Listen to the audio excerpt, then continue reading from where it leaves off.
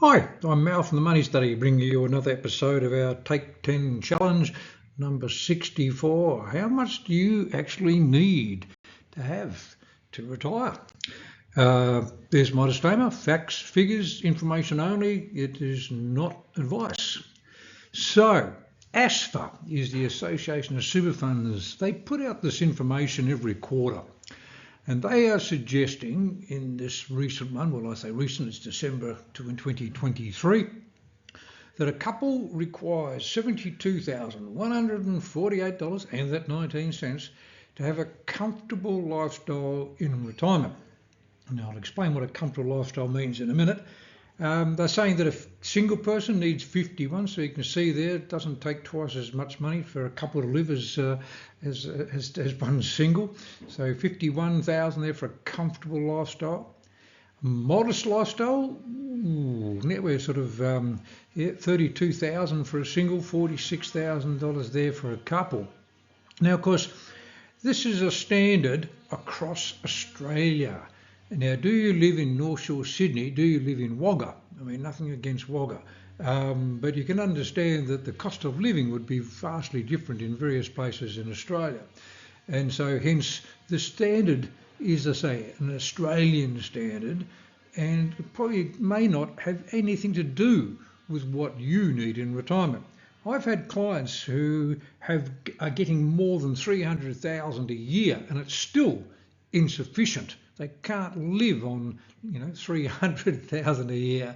I have clients who are going to just get the age pension and are quite happy with it, thinking, yep, this is okay. I can live on this amount of money. We're all different. So what I always look at when we're coming towards retirement, how much do you need? You really need to do a budget. You need to work out, what are my expenses going to be in retirement? Now, of course, if you don't want to feel any pain at all in retiring, then have a look at your payslip, see what actually goes into your bank account, or look at your bank account to see what's gone in every fortnight. Hopefully you know that amount anyway. But look, if it's a case that what's going in after your tax and your Medicare and your superannuation contributions and any other miscellaneous things that have been deducted from your account, and of course if you've got a mortgage and that's going to be paid out at retirement, what's left over? What's left over? That's what you've been living on while you've been working.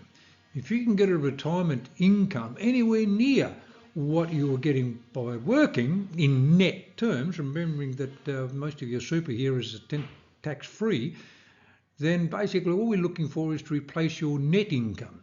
Meaning that if you're grossing 100,000 but really only netting 70, you don't need 100 grand in retirement. You really only need closer to the 70, and so it goes on.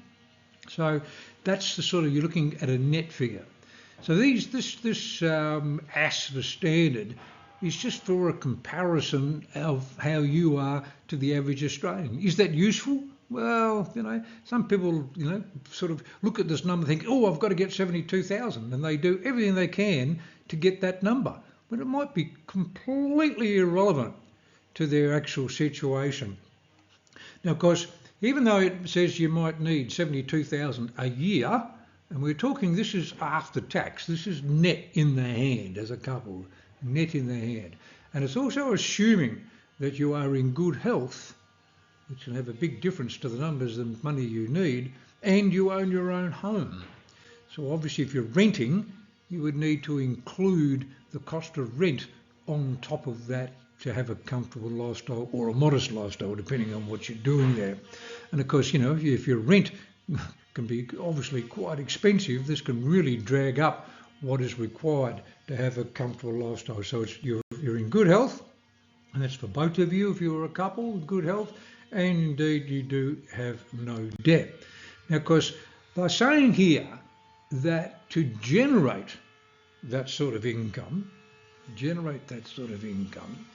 to have a comfortable retirement, as a couple, you would need to have saved as a couple by the time you're 67, $690,000. And for a single, $595,000. So you can see there's not a lot of difference there, is there, between the amount of money that's got to be saved for a single person and a couple. Now, the reason these is different and so it goes on is the fact that these assumptions, it's basically, you can see the note at the bottom there, the lump sum estimates prepared by ASFA take into account the receipt of the age pension, both immediately and into the future. So we're going to be talking about this in upcoming sessions where we're going to talk about the three pillars, where we're going to be relying perhaps on Centrelink or not for age pension to supplement our super. And so they're basically suggesting with this Australian standard that, yep, we are going to be eligible as a couple there for a little bit of age pension, in which case we really only need $690,000 as a couple. And of course, to receive a modest retirement, look at the number there, 100,000 whether you're a couple or a single. Literally because we are now relying heavily on the age pension to supplement it. I think the assumption there is basically that your money is going to earn 6%. Now, is that realistic?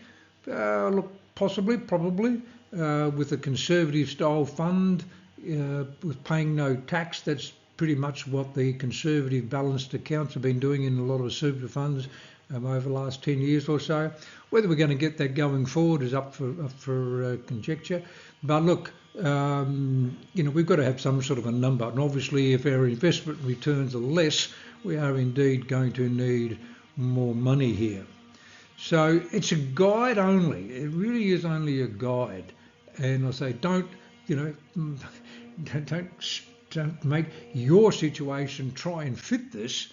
It's got to be, you've got to try and fit your retirement planning to suit you and what you actually do need.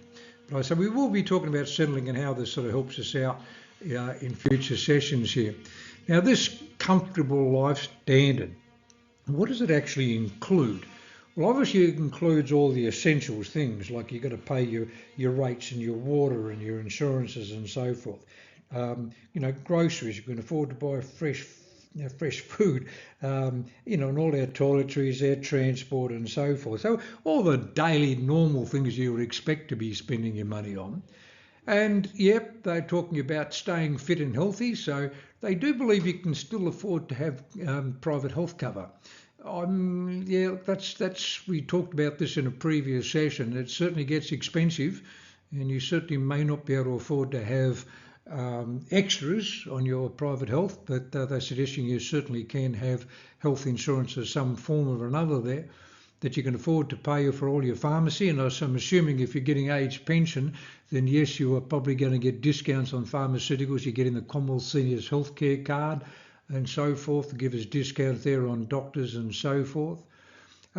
Staying socially engaged is obviously pretty important in retirement here.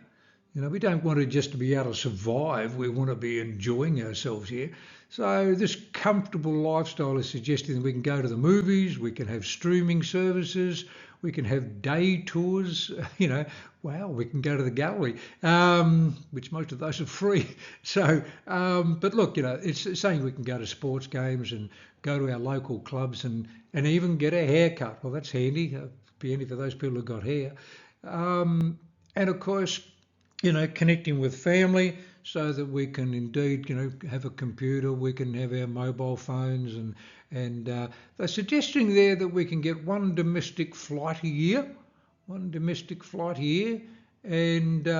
one international flight every 7 years. So obviously if your idea of retirement is overseas travel every year, then perhaps this ASFA standard is not for you, and you need to obviously build that extra things into account. And so, and I say, it's a case of you working out what you need in retirement, doing a budget, and if you've got an expensive hobby, that's outside of all these things we've just mentioned here, that indeed has to be taken into account. So, what are you spending on your pastimes and so forth? I did indeed have a gentleman who couldn't understand where his money was going, and on further digging, he was basically enjoying his bottle of red wine every night, which I didn't really have a problem with, but probably a bottle a night's maybe a little bit excessive, but he was indeed spending between $70 to $100 a bottle to which I thought was indeed excessive. So, if we've got expensive habits, then we've obviously got to build that into our planning. So what are you going to need? There is this ASFA standard. You can go to their website. They update it every quarter to have a look. But as I say, it's just an average. It's just a guide. Don't, rely on this as being the gospel. It is an average only. If you need help in sort of calculating what you need in retirement, on that ASFA website, they do indeed have a little budget calculator type thing that you can use to work it out. Or I say you can always come and have a chat to us. Look forward to you joining me on another session.